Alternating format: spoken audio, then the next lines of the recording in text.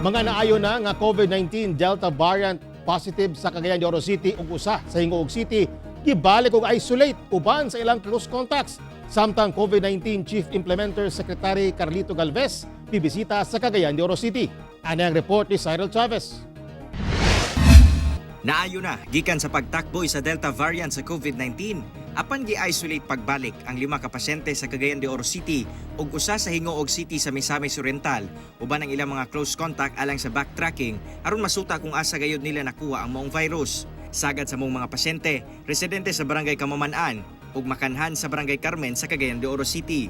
Kinamduman nga ang pagtakboy sa Delta variant sa maong mga pasyente mo'y usa sa basihan sa pagpailawom sa Cagayan de Oro City o Hingoog City ubos sa ECQ.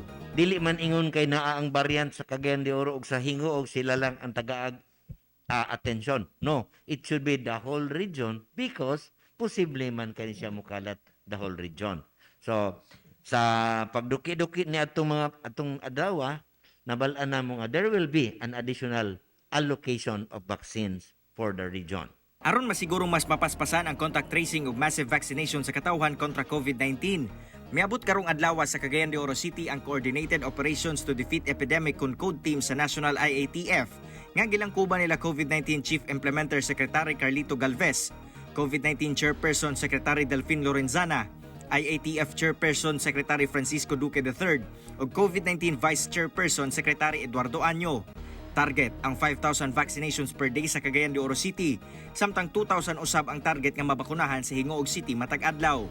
Buot sa IATF, nga daghan ang mabakunahan aron mapungan ang pagtakod sa COVID-19. Kung bubuuin mo kasi yung buong probinsya, may mga areas na hindi siya affected and even yung cases niya napakababa. Kung ibibigay natin ang buong probinsya magkaroon ng MECQ, ang laki ng problema natin. Lalong maraming hindi makapagtatrabaho at the same time, maraming magugutom.